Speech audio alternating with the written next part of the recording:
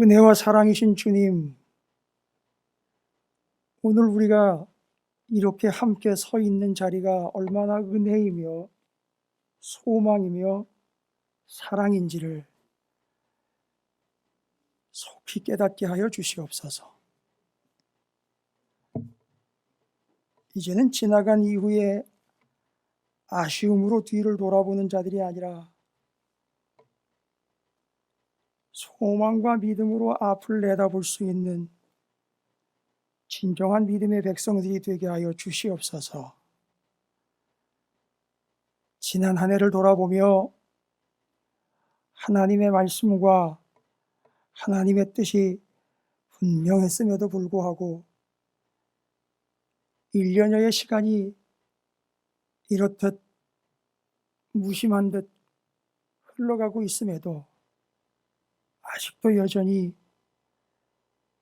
내 방식과 내 스타일대로 세상과 삶을 바라보고 있지는 않은지 겸손히 내려놓고 주님 앞에서 저 세상을 향하여 주님을 향하여 이 믿음과 이 삶을 낱낱이 드러내 보여주시기를 간절히 소망합니다.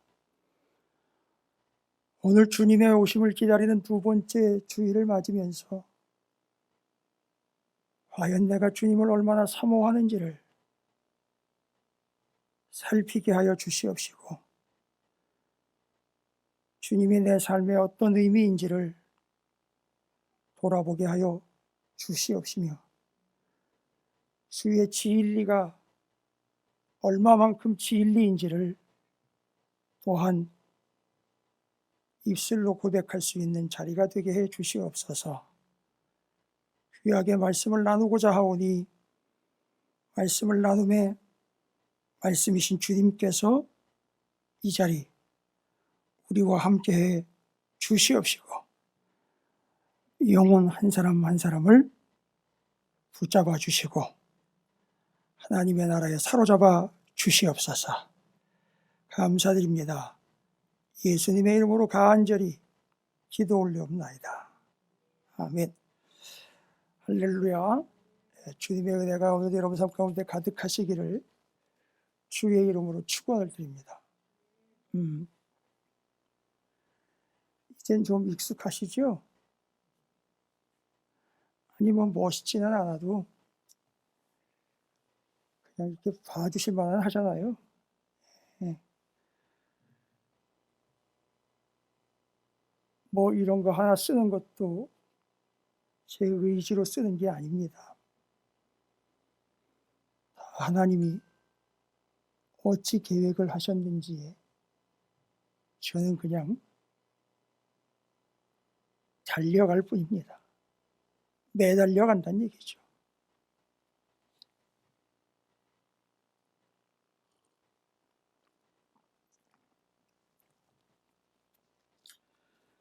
우리는 지난주에 요한복음 20장을 통해서 예수님께서 이 땅에 오신 참 의미에 대해서 좀 진중하게 생각을 해봤습니다. 강림절 두 번째 주일을 맞고 있습니다. 강림절 첫 번째 주일인 지난주에 주님은 주님과 주님의 사랑하는 백성, 교회와 성도들을 위해 회복이라는 주제를 가지고 오셨습니다. 관계 회복. 아직도 여전히 주님과의 관계가 회복되지 않은 채로 신앙생활을 하고 있는 이들이 많이 있죠. 그러니까 이게 말이 안 될 것 같은데 되고 있어요, 지금. 주님과의 관계 회복이 되지 않은 채로 신앙생활을 하고 있다는 게 말이 되면 안 되는데 그렇게 되고 있어요. 참 저도 그게 희한한데 어떻게 그렇게 가능한지. 절대 사람은요 스스로 하나님과의 관계를 회복할 수 있는 존재로 지음받거나 부름을 받지 않았습니다. 우리는 우리 스스로가 결자 해지의 능력을 가지고 있는 자들이 아니에요. 우리의 죄 문제는 죄를 지은 우리에게서 능력이 발견되지 않습니다. 그냥 저는 죄인일 뿐이에요. 그리고 제가 믿는 바로는 그 죄는 이 세상 그 어느 곳으로도 씻을 수가 없음을 저는 알고 믿습니다. 그런데 한 가지를 더 알기 때문에 고민이에요. 이 죄를 가지고 있는 채로는 구원을 받을 수가 없다는 것까지도 저는 알아요. 그래서 오호라 나는 곤고한 자로다. 이 사망의 몸에서 누가 나를 건져내랴. 그게 계속 드는 고민과 질문이에요. 자, 바로 이것 때문에 우리는 주님을 찾게 되어 있습니다. 그리고 주님을 찾아야만 합니다. 그리고 그 주님을 통해서 두 가지를 제가 지난주에 말씀드렸습니다. 기억하고 계시는지 모르겠습니다만, 관계 회복이라고 이야기할 때 첫 번째로는 주님과의 관계를 회복을 해야 된다라고 그랬어요. 그렇죠? 그 다음에 이 세상의 그 어떤 것들도 반드시 누구를 통하여? 주 예수 그리스도를 통하여 관계를 회복할 수 있다는 거예요. 이 말이 이해가 되시기를 바랍니다. 그래서 주님이 오신 거예요. 그래, 그 관계가 회복이 되어야 20장 본문에서도 얘기하듯 그들이 영생을 얻고 생명을 얻게 되어 있다라고 말씀하신 겁니다. 그래서 그 동산에 예수님을 보고 동산지기라. 그건 의도적인 표현입니다, 여러분. 그냥 찍어낸 표현이 아니에요. 왜 하필 예수님이 동산지기처럼 보였을까? 바로 그 에덴 동산을, 하나님과의 관계를, 백성들과의 관계를 회복시키고자 주님께서 우리에게로 관계 회복자요. 근데 그 관계가 왜 어그러졌느냐? 죄 때문이라고 그랬어요. 그러면 죄의 문제를 반드시 해결해야 관계가 회복된다라는 겁니다. 그러면 그 관계 회복을 위해서는 죄가 해결되고, 죄가 해결되기 위해서는 성경에 분명히 이런 말씀이 있죠. 뭐가 없이는?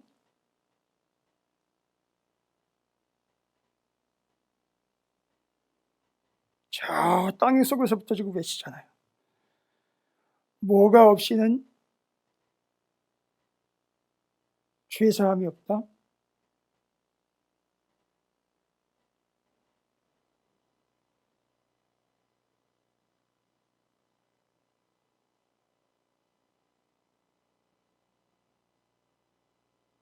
순간적으로 제가 비대면 예배를 드리는 줄 알고 있었어요.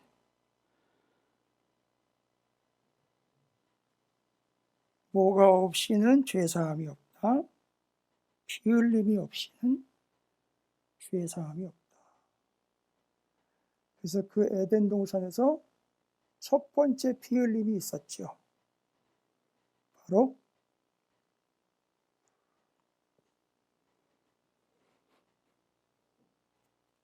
아담과 하와를 입히시기 위하여 짐승의 가죽 옷을 마련하신 주님. 그 짐승을 잡아 죽임으로 주의 백성들을 입히시고 살리시는 이야기가 에덴 동산으로부터 시작이 됩니다. 하나님은 뭐 하겠다는 얘기입니까?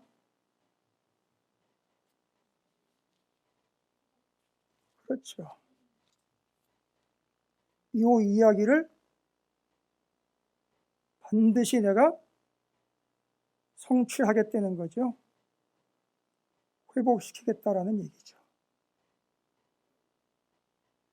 그래서 지난주에 회복에 대한 이야기를 했어요. 여러분,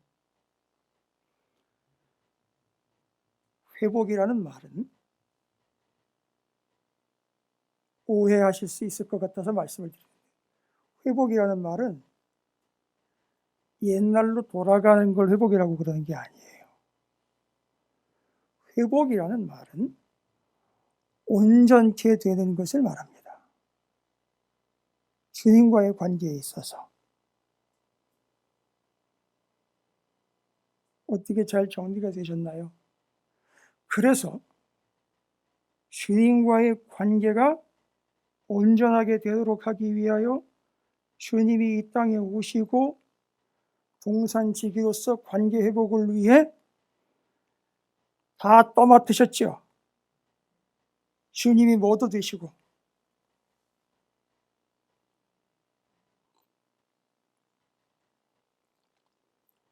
피 흘림이 없이는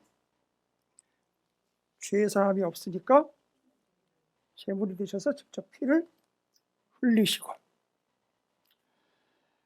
아직까지는 하나님 앞에 직접 들어가야 되니까 아무나 들어갈 수 없으니 주님이 직접 들어가셨고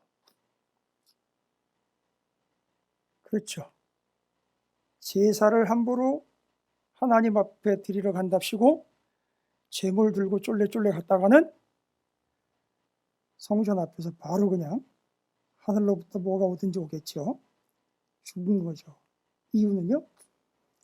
하나님의 성질이 괴팍해서가 아니라 그 사람의 죄 때문이에요. 죄를 가지고 점점 더 가까이 가는 것 자체가 자살 행위예요.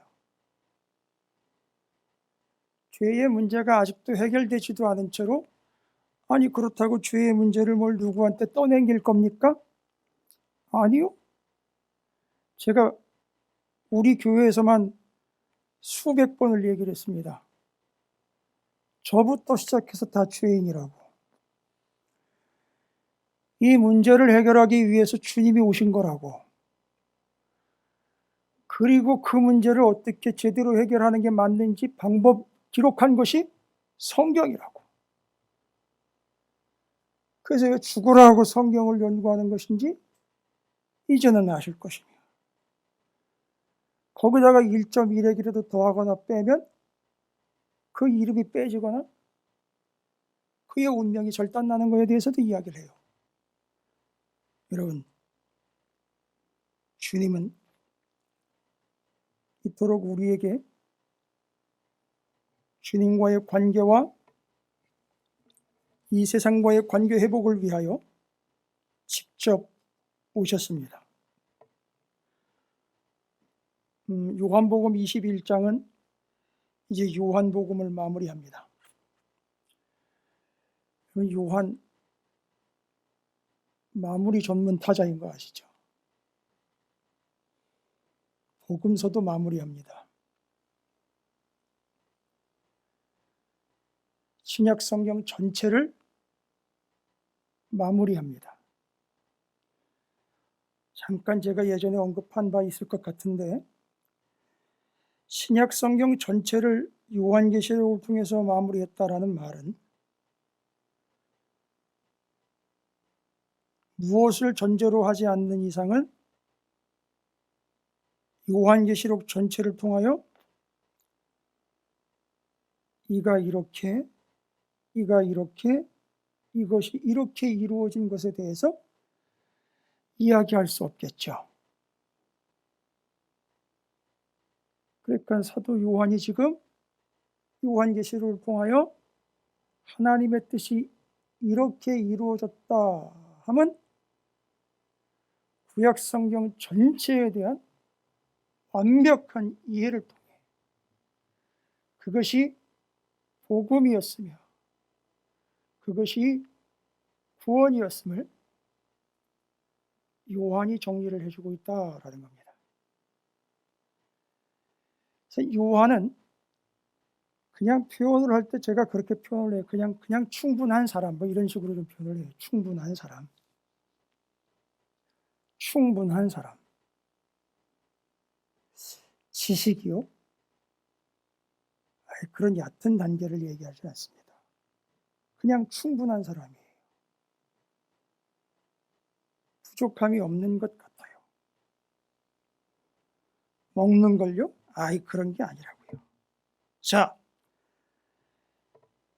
20장에서 21장으로 넘어오면서 요한복음 정리해야 하고 복음서 정리해야 합니다.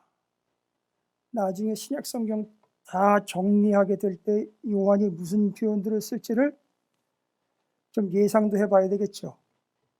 그러니까 이 복음서가 제대로 정리가 안 돼 있으면 요한계시록에 나와 있는 표현들서부터 다 어그러지겠죠. 그리고 그 전에 39권이 복음서를 통해서 어떻게 이루어졌는지 이해가 안 되면 요한계시록은 정리가 안 되겠죠. 자, 39권 정리하여 신약의 성취를 증명해낸다. 복음서를 정리하여 진정한 복음 예수 그리스도가 누구인지를 정리한다. 요한계시록을 정리하여 성경 그 전체의 목적한 바를 증명해낸다. 이게 이제 사도 요한이 가는 길이에요. 근데 어찌됐든 요한복음을 정리하면서 지난주부터는 회복에 대한 이야기로 초점이 좀 맞춰지고 있네요. 자, 오늘 본문에서는요, 회복의 이야기를 받습니다. 봤는데 회복이라는 단어가 직접 언급되고 있지는 않아요. 요한복음 21장에서는 회복이라는 말 대신 사용하고 있는 말이 있습니다. 권사님 어떻게 하셨어요? 예전에 제가 전한 바 있나요? 그런 것 같죠? 맞습니다. 오늘은 좀 그거를 조금 더 깊게 전해드리도록 하겠습니다. 20장의 상관. 여러분, 이 상관이라는 말은 그 앞에서 또 나왔었죠? 언제 나왔죠?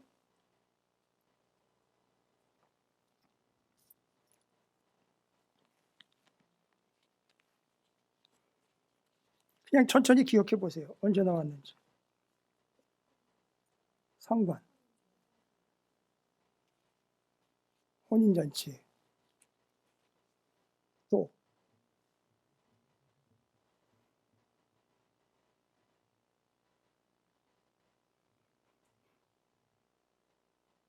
세족식에 나오지 않았나요?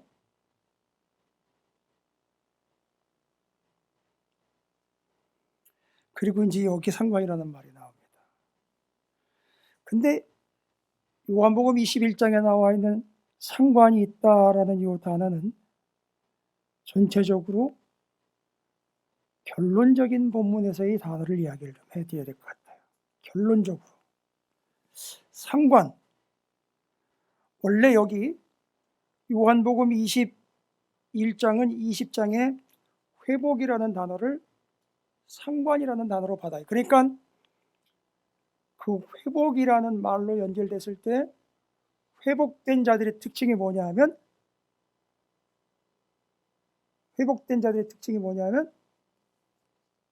주님과 상관 있는 자예요.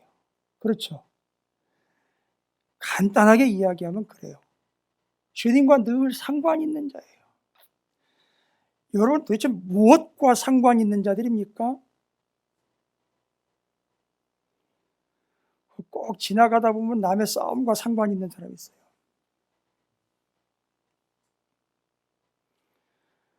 꼭 지나가다 보면 남의 거래에 상관 있는 사람이 있어요.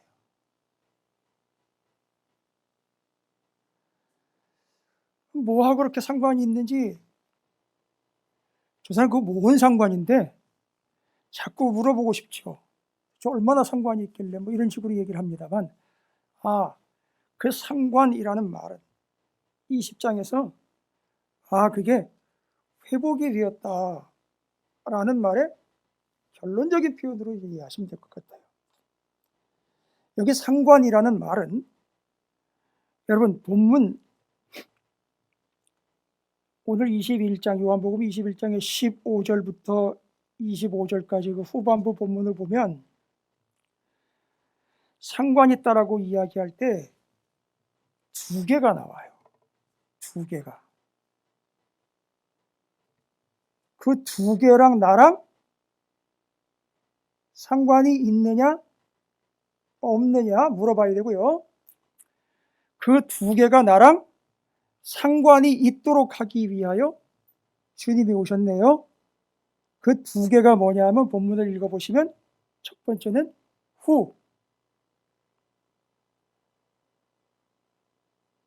누구에 해당하는 존재예요. 누구요? 그 누구랑 나랑 상관이 있느냐 없느냐. 그 누가 누구예요? 예수예요.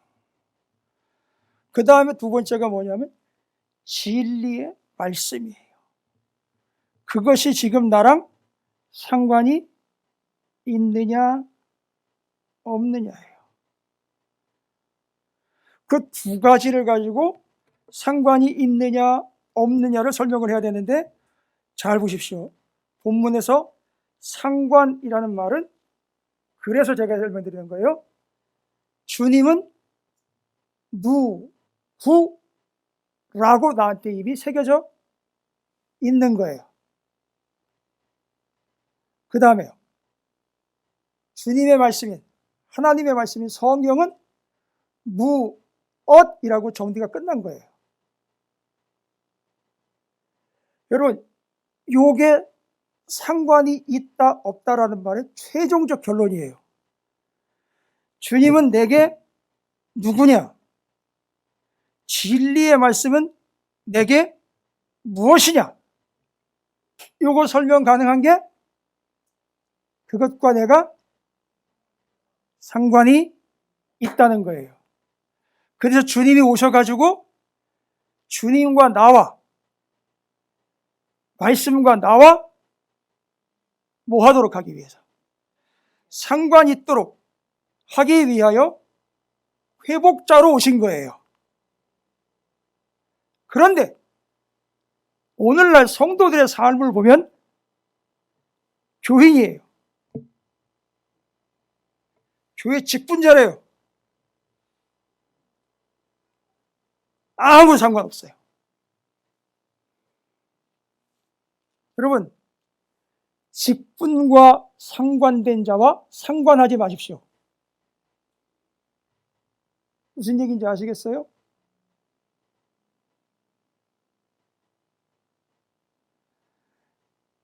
직분과 상관된 자와 상관하지 마시라고요.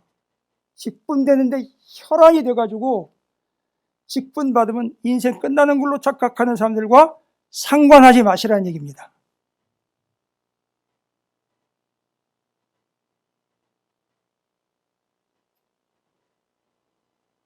이 두 가지 때문에 주님이 우리에게 오신 거예요. 그리고 앞에서도 그 이유를 이렇게 적고 있죠. 오직 이것을 기록함은 너로 예수께서 하나님의 아들 그리스도이심을 믿게 함이요 또 너희로 믿고 그 이름을 힘입어 생명을 얻게 하려 함이라. 기록한 목적이에요. 그럼 뭘 기록했다는 겁니까? 말씀을 기록했다는 거예요. 말씀이요. 그리고 오늘 요한복음 21장 뒷부분에 가면 다시 그 말씀에 대한 언급을 하셔요. 25절, 24절부터죠. 이 일들을 증언하고 이 일들을 기록한 제자가 이 사람이라. 아, 바로 요 사도 요한이 뭐 한 사람이라는 겁니까?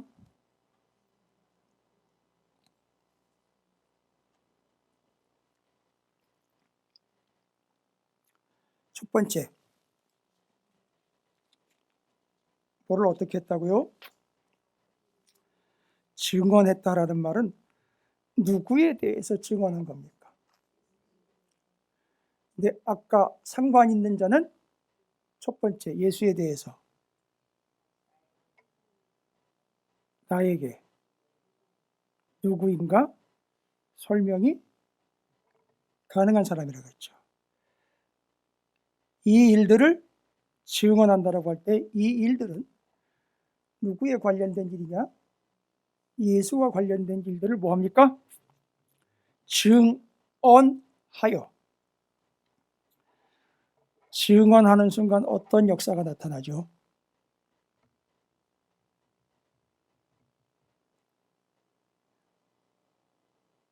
누구를 증언한다 그랬습니까? 그럼 예수님을 증언하는 순간 어떤 역사가 나타나죠?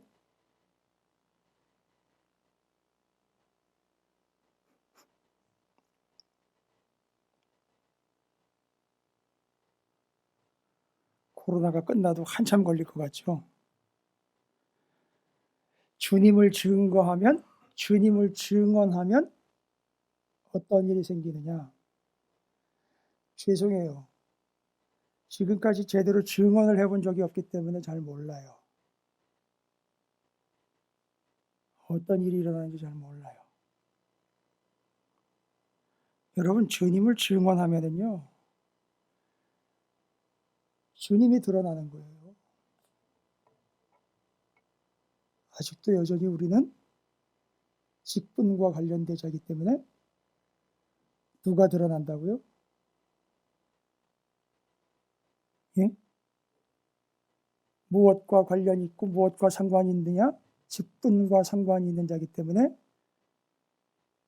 계속 자기가 드러나는 거예요. 아까 얘기했어요.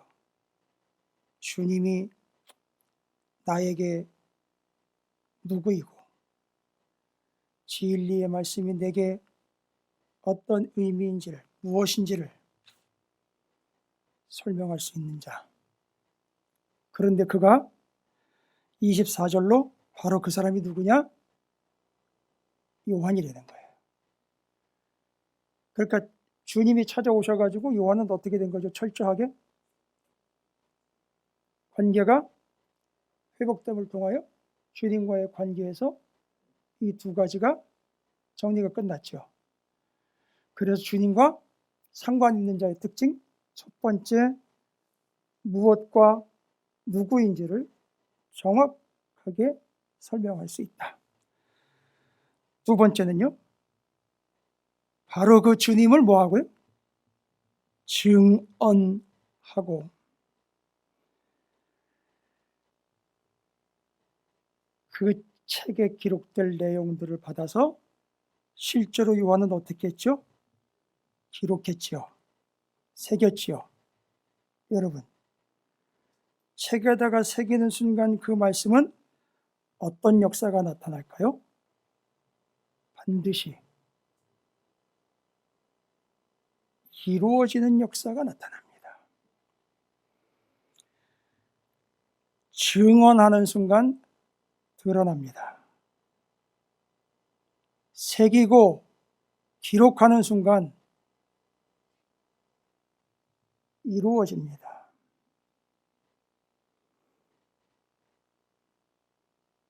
여러분, 좋은 습관들을 가지고 계신 건 알지만 여러분의 마음과 삶에 새기지 않으면 여러분이 바쁘게 예배 시간 내내 기록한 말씀들은 여러분과 상관없는 본문이 됩니다.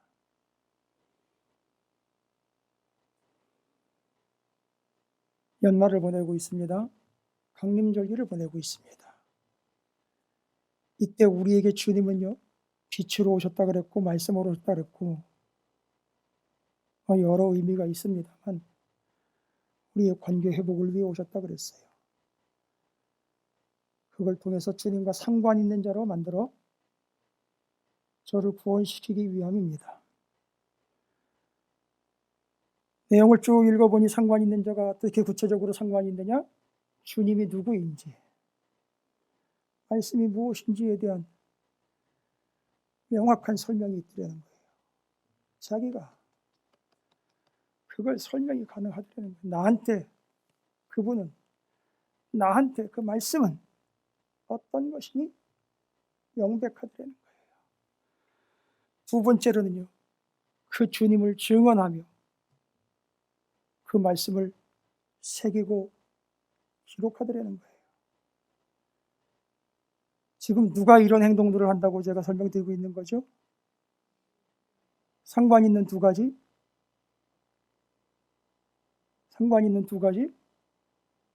아까 얘기 드렸잖아요. 예수님과 말씀, 두 가지와 상관 있는 자들이에요. 상관 있는 자들을 통해서 어떤 역사가 나타난다? 그를 통해 주님이 드러날 것이고 말씀은 이루어질 거예요. 제가 상당히 잔잔하게 얘기하고 있거든요. 근데 어마어마한 말씀이거든요. 제가 봐도 수십 년, 가문으로는 100년이 넘게 신앙생활 해온 가문이 많다 그래요. 들어가 보면 글쎄 옳시다.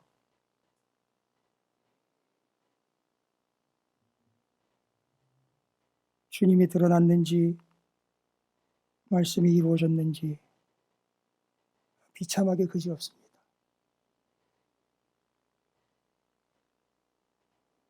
자, 여기까지 어떻게 정리가 가능하시겠습니까? 공교롭게도 앞부분에 상관 있는 자의 언급이 나와서 저 앞선 본문에서 언급했지만 마지막 21장에 상관 있는 자라는 말이 등장을 해서 이유와 목적이 무엇인지를 분명히 알게 됐어요. 결국 우리는요, 주님과 상관 있는 자가 될 겁니다. 되어가고 있습니다. 할렐루야. 예.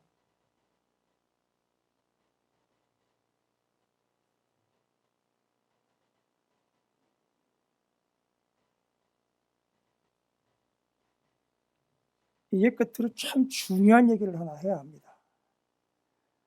상관 있는 자의 세 개의 꼭지 중에 마지막이긴 하지만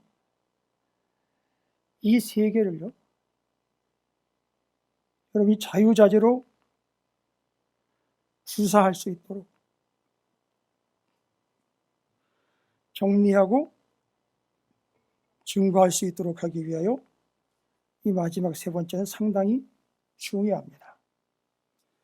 이건 제가 오늘 처음 드리는 말씀입니다. 25절입니다.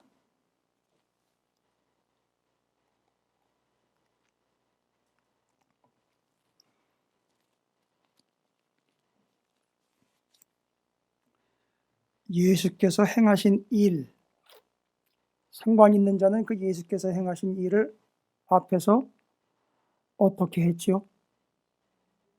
그렇지요.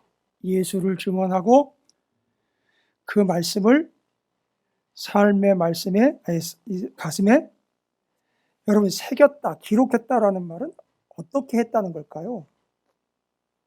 그대로 살았다는 얘기예요, 여러분. 그 맹인들이 쓰는 점자책이잖아요. 그죠? 그런 점자책은 글을 쓰는 게 아니에요. 어떻게 하는 거죠? 그게 뚫는 거죠? 뚫러서 관통해내는 거예요. 진짜 새기는 거예요. 그 사람들한테는 그게 눈이에요. 그게 귀고요. 여러분, 하나님의 말씀이 이렇게 우리 가운데 새겨지지 않으면 말씀은 말씀대로 이루어질 리가 없다고요. 주님은 드러날 리도 없어요. 그게 주님과 상관 있는 자의 특징이라고 설명드리는 거예요. 예수께서 행하신 일이 이 외에도 많으니 만일 낱낱이 기록된다면 이 세상이라도 이 기록된 책을 두기에 부족할 줄 아노라. 여러분 여기서 뭘 느끼셨는지 모르겠습니다. 답답함을 느끼셨습니까? 주님의 말씀을 기록할 데가 없대네. 그래 굳이 그런 얘기를 뭐하러 하실까요? 그게 의미 없고 그거 뭐 하나마나 한 이야기만 여기다 왜 이렇게 기록을 했을까요? 하나님의 마음은 비록 세상엔 둘 데가 부족할 만큼 주님이 행하신 일도 많고 언급하신 일도 많지만 궁극적으로는요. 둘 데가 없더라도 뭐 하고 싶어 하시는 거죠?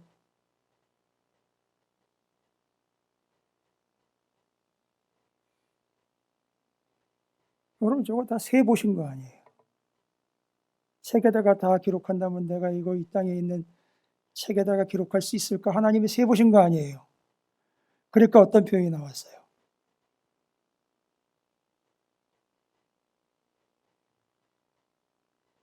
기록된 책을 두기에 부족할 줄 아노라. 그거 써가지고 보관하려면 둘 데가 없다는 거예요. 많다는 거예요. 아니 그리고는 말씀을 또 끊어버렸어요. 다른 언급을 안 하셔요. 저는 여기서 무엇을 읽었느냐 하면 주님의 마음을 읽었어요. 써서 뭐 하고 싶으신 거죠? 예? 써서 뭐 하고 싶으신 거예요? 저기 나와 있는 대로라면요.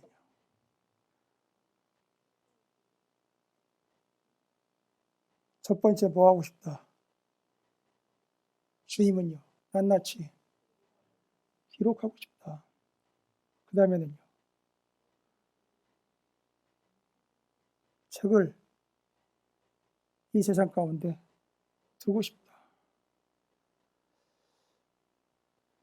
근데 말씀은 영원하거든요.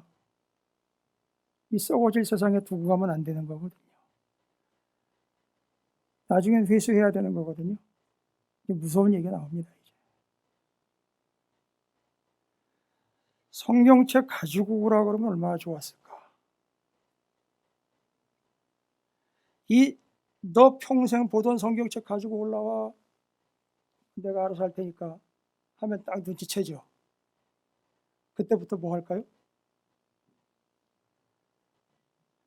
아이, 눈치도 없고 어떻게 하실 거예요? 너 여기 올라올 때 다른 거 가져올 생각하지 말고 성경책 한 권만 가지고 올라와. 희한하다. 이게 필요가 없을 텐데. 딱 눈치를 챘어요. 그날 저녁부터 이 사람이 뭐 할까요? 예?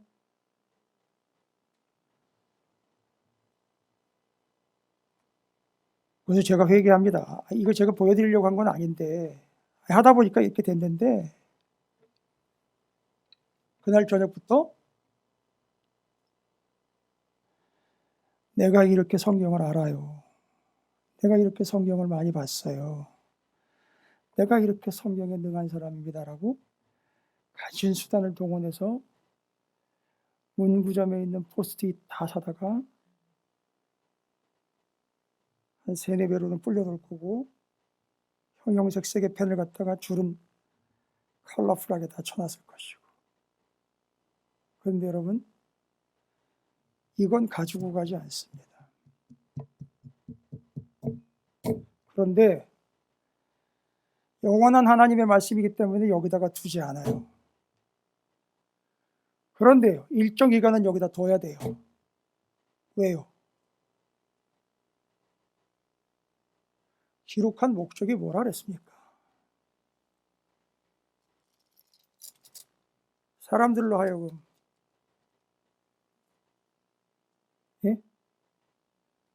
하나님의 아들 그리스도이심을 믿게 하려 하며 또 너희로 믿고 그 이름을 힘입어 생명을 얻게 하려 함이라면서요. 여기다 둬야 되는 이유는 영혼 구원을 위해서 이걸 두는 거예요. 그리고 나중에는요, 이거 여기다 두면 안 돼요. 가져가야 돼요.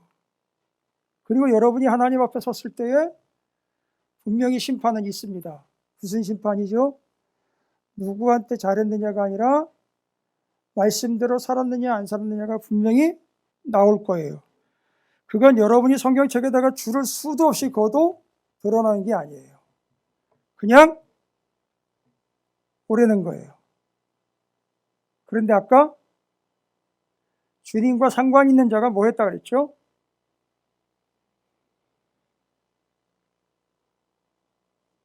성경에 기록된 예수를 증언했다 그랬고 그 성경 자체의 기록을 내 몸에 새겼다 그랬어요. 새겼다라는 말은 내가 행했다는 말이에요. 그러니까 주님은 내 성경책을 보실 필요 없이 나를 보면 내 안에 얼마나 많은 상처가 있는지, 내 안에 얼마나 많은 아픔이 있는지, 그게 돈 몇 푼 더 받아보겠다고 싸움이 한 게 아니라 말씀대로 살고자 할 때 유혹이 들어오고 조롱과 핍박이 들어왔을 때 그걸 목숨 걸고 지켜낸 흔적이 있는지 보면 안 되는 거예요. 그런데 주님은 세상 어디에도 둘 곳이 없고 써놔도 부족한데 그리고 나중엔 다시 더 도로 가져가야 될 텐데 방법이 하나가 떠오른 게 아니라 아예 해결책으로 처음부터 계획하신 거예요.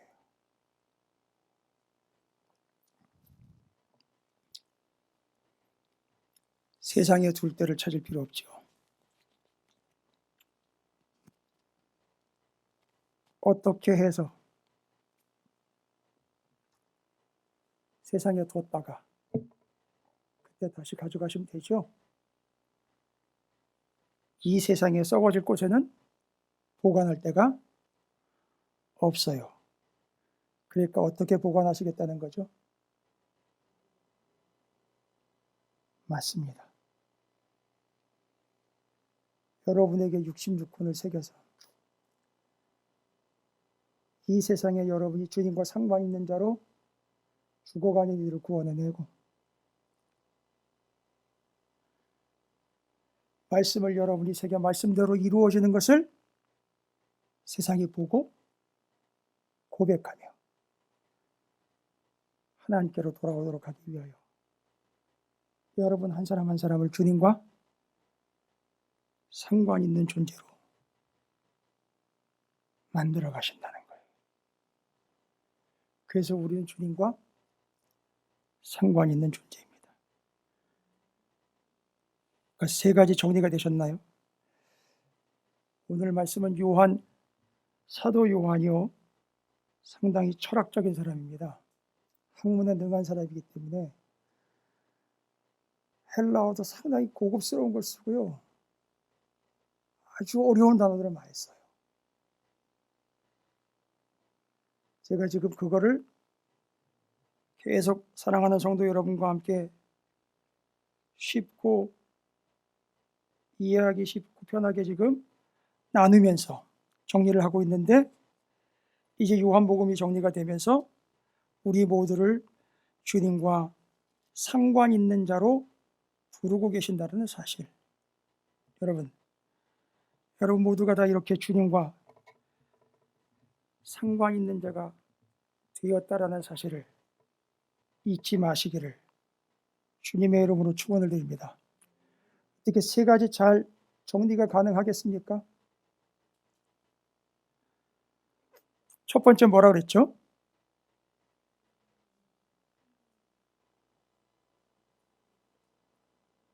예?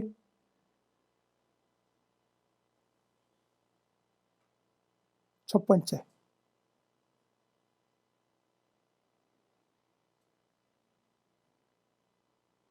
적어 놓으신 거 있을 거 아니에요. 목사님 뭐라고 적으셨어요?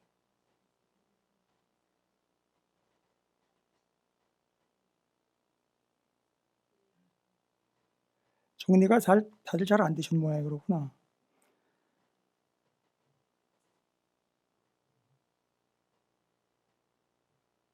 앞에 상관 있는 자, 중간에 상관 있는 자, 끝에 상관 있는 자의 끝에 상관 있는 자로 정리가 끝냈습니다. 상관 있는 자는 두 가지 개념이 싹 정리가 된다 그랬죠. 내게 누구이고 내게 무엇이냐. 두 번째로는요, 그 상관 있는 자의 삶을 통해서 주님이 드러나고 말씀은 새겨져 이루어진다는 사실. 주님은 상관 있는 자를 통해서 이 땅에 말씀을 보관하고 싶어 하신다. 그리고 나중엔 도로 가져가실 것이다. 세 가지입니다.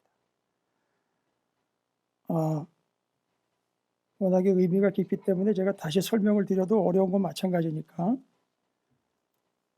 그래도 저는 결코 어렵다고 생각 안 해요. 여러분께서 좀 불평을 하실 수 있을 것 같긴 한데 저는 어렵다고 생각 안 합니다. 이게 어렵다 그러면 우리 정말 심각한 상태입니다. 여러분이 주님과 상관 있는 자로 이 땅을 주님 다시 오실 때까지 마라나타 주 예수여 다시 오시옵소서. 저는 요즘 저녁마다 이 기도를 꼭 드리고 잠을 청합니다. 왠지 아십니까? 상관없는 자가 오면 막아야 될 텐데 나랑 상관 있는 분이 오신다니까 어서 오시옵소서라고 기도가 저절로 나오더라고요.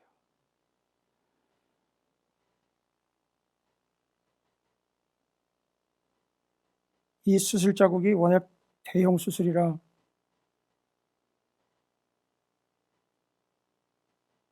피고름들이 멈추질 않아요. 어떤 사람은 한 1년 이상도 간다 그러고. 지금 제 엉덩이 쪽 이 바운드 라인으로 치면 이렇게 전체적인 둘레를 이렇게 다 긁어낸 거기 때문에 지금도 시간이 지나면 줄줄 흘러요. 근데 여러분, 회복은 수술 이전 상태로 돌아가는 게 회복이 아니에요. 주님과 상관 있는 자가 되는 것이 회복이에요.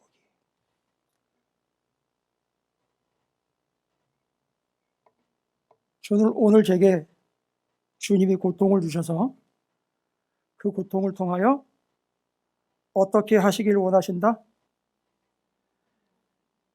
그 진리를 여러분이 좀 깨달았으면 좋겠습니다. 기도하겠습니다. 주님, 이름뿐이고 형식뿐인 신앙 이제는 거두어내고 실제가 되는 예수가 누구이고 진리, 복음이 무엇인지를 선포할 수 있는, 증언할 수 있고 새기어 기록할 수 있는 자가 되기를 주의 말씀을 담아 보관하는 주님의 책이 되기를 소망합니다. 말씀하여 주시옵소서. 감사드립니다. 예수님의 이름으로 간절히 기도 올리옵나이다.